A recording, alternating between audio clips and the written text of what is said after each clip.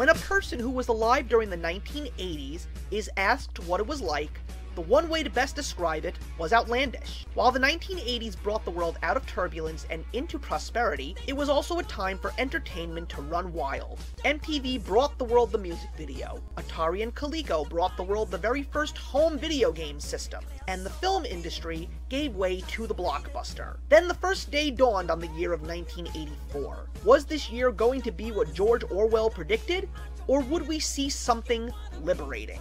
Liberating was a term that was used around this time in the world of comic books. The family-friendly world of the Super Friends was seeing the darkness move back in. Up-and-coming writers and artists were fed up, and they wanted to bring some brand new faces to the world of superheroes. Some of these names included Alan Moore, Dave Gibbons, and Frank Miller. With everything going off in many different directions, it left a gaping hole for even more innovation to find its way in. Two friends would soon find one of those holes, and then it would be the start of something truly awesome. With a dream to make it big in the world of comic books, Maine native Kevin Eastman began a business relationship with Peter Laird in Massachusetts. Both of them were just scraping by with mostly dreams in their pockets. Nevertheless, their collaboration gave birth to their self-made company of Mirage Comics. Their first project would be something like Out of a Daydream. Looking at where comic books were in the 1980s, they focused on the anti-hero or the vigilante doing good from working in the shadows. The most popular comic of the time was Marvel's cult hit Daredevil. Looking into other media outlets, the most popular film at the time was The Karate Kid. During a night of brainstorming, the two of them came up with the perfect marriage. It was the story of 4 anthropomorphic turtles living in the sewers of Manhattan. These turtles were also skilled in the ways of martial arts, and saved the city from evil, yet staying in the shadows not to reveal themselves to the public. Eastman and Laird felt that it was time to take a chance. With the money gathered from various tax refunds and a heavy loan from Kevin Eastman's uncle, they self-published Teenage Mutant Ninja Turtles. There would be some hurdles to jump, specifically in the publishing process. In an oversized magazine-style format, using black and white, the book was limited to a print of only 3,250 copies. But that didn't stop them, because anything can be bought if you know how to sell. Through a clever media kit, including a press release and a full-page ad placed in a comic buyer's price guide, the public interest peaked, and thus began the age of Turtlemania. With small print runs made with these early comics in trade magazines, the world of comic books turned them into instant collector's items, and before they knew it, Eastman and Laird had become instant celebrities in the comic book world. Within months, their comics were trading for over 50 times their cover price. Mirage also published a bi-monthly companion book entitled Tales of the Teenage Mutant Ninja Turtles. These books were designed to fill the gaps of the continuity in the Teenage Mutant Ninja Turtle universe. It was at this point that the Turtles themselves were being fleshed out. When the comics were finally given color, the Turtles were all wearing the same color red bandanas. The way to tell them apart was the fact that each of them carried a different martial arts weapon, a name from a Renaissance artist, as well as a different personality. The 4 brothers were led by the oldest, Leonardo, a calm and wise tactician who carried 2 katana swords. The next was Donatello, the smartest and most savvy, using a single wooden bow staff. Raphael was the third. He carried a chip on his shoulder and was more of a rough-and-tumble hothead with 2 sai. Throughout the comics, he would be found at odds with his brother Leonardo, and sometimes in physical fights. Finally, there was Michelangelo. While just as eager and skilled in battle thanks to his work with his 2 nunchucks, he would also be the more carefree and comedic of the 4. However, unlike his 3 older brothers, he was not as prominent in the early years. There was also a fantastic supporting cast, including the Turtles' teacher and father, Splinter, a mutant rat, a computer programmer named April O'Neil, and a human vigilante named Casey Jones, who used sports equipment as weapons. Of course, there are no heroes without a strong villain, and that villain was the Shredder. The Shredder was a ninja from Japan who came to America with an army of ninja criminals known as the Foot.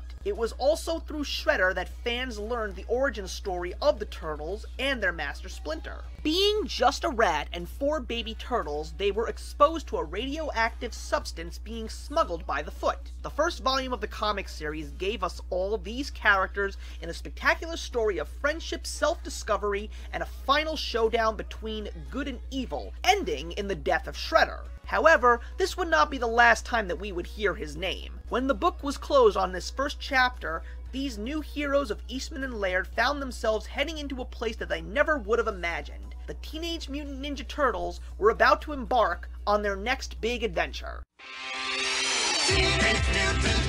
In 1987, Eastman and Laird were approached by two different mediums. A small company called Playmates offered them a deal to create an initial toy line, and the production company of Murakami Wolf Swenson offered them a deal for a week-long miniseries cartoon on CBS. The 1980s saw these two go hand in hand. With the success of He-Man, Transformers, and My Little Pony, if the TV series was good, the product will sell. However, unlike all of the other success stories, this was a show that would be very different from previous 80s cartoons. The early 1980s saw a major rift between the genders. It was not just the toys that were geared to either boys or girls, but the shows themselves seemed to do the same. While there were some shows that were geared to both genders, they were few and far between, and not as successful in the ratings. Therefore, not strong enough to be on the air for more than one day a week. The Teenage Mutant Ninja Turtles, however, even being all male, were very much geared towards everyone.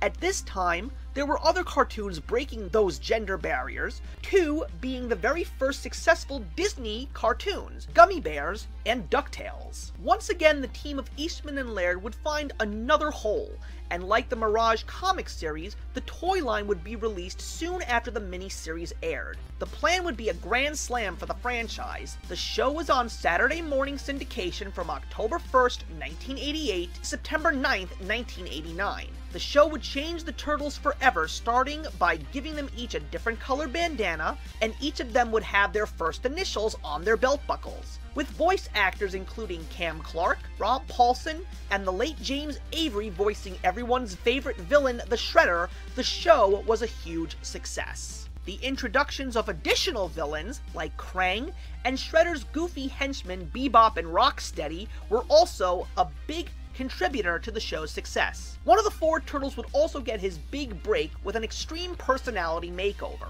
Michelangelo, the turtle who had next to no room for development in the comics, this orange-clad turtle would become the face of their success on television, connecting with kids with his one-liners and popular words like cowabunga and radical. There were also some changes to the story, including April becoming a news reporter, their master Splinter originally being a human transforming into a rat, and of course the Turtles' love for pizza. Starting on September 8th, 1990, with a different opening sequence and one of the most catchiest songs in cartoon history, the show began its secondary run on CBS's Saturday morning lineup, beginning as a 60-minute block from 1990 to 1993, initially airing a couple of Saturday exclusive episodes back-to-back. The show helped launch these characters into mainstream popularity. The other big hit was the return to comics. In 1988, Archie Comics would release the Teenage Mutant Ninja Turtle Adventures, a comic book series that would be based around the cartoon versions of the Green Foursome. Both the comic books and cartoons would play off of one another, grabbing new ideas for issues and episodes. The comic series would be just as popular as the show. In less than 1 year's time, the Teenage Mutant Ninja Turtles would be a household name. The action figures were top sellers around the world. In 1990, the cartoon series was being shown daily on more than 125 television stations, and the comic books sold 125,000 copies a month. Eastman and Laird, now basking in the glory of their success, saw a new term emerge in the world of pop culture. That term was Turtle Power, and it was everywhere. A small innovative concept had turned into an international phenomenon. That wouldn't stop them, because there was still plenty of other outlets to conquer. It was time to then head down a brand new path.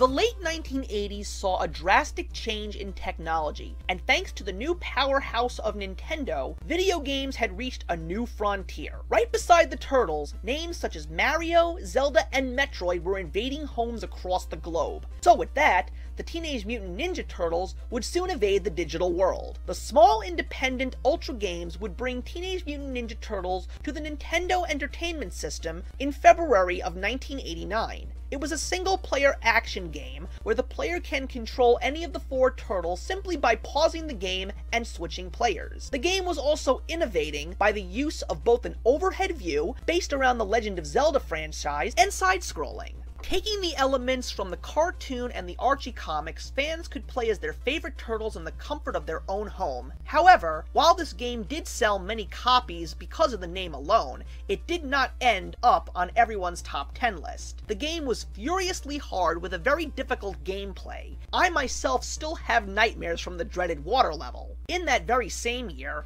the Green Foursome would hit arcades in the form of a side-scrolling, 4-player button-mashing self-titled game. This game was produced by Konami, and gave Turtle fans one of the most legendary arcade games since Pac-Man. With incredible graphics and a killer soundtrack, along with the ability to play all 4 turtles at the same time, the Turtles would once again conquer, and their popularity would continue to skyrocket. By this time, the cartoon was shattering records and eventually would become the most successful kids show in television history. The merchandise expanded in every direction: clothing, Halloween costumes, food products, storybooks, promotional giveaways, heck, even public service announcements. The action figure line expanded to dozens of characters and accessories. The Turtles themselves would get various makeovers: disguised turtles, sports star turtles, space samurai turtles, mutating turtles, and even far-fetched lines like Star Trek turtles and Troll Doll turtles. There was no limit to where these characters would go. The decade was about to end, and the 1990s would bring a change to a lot of different media outlets. The era of gender-specific kids shows had ended, and a whole new bunch of cartoons were emerging thanks to the expansion of cable television. The creative gears were turning, and still other untapped projects were starting to be tackled. It would be in 1989 where an announcement for the ages would be brought to the public.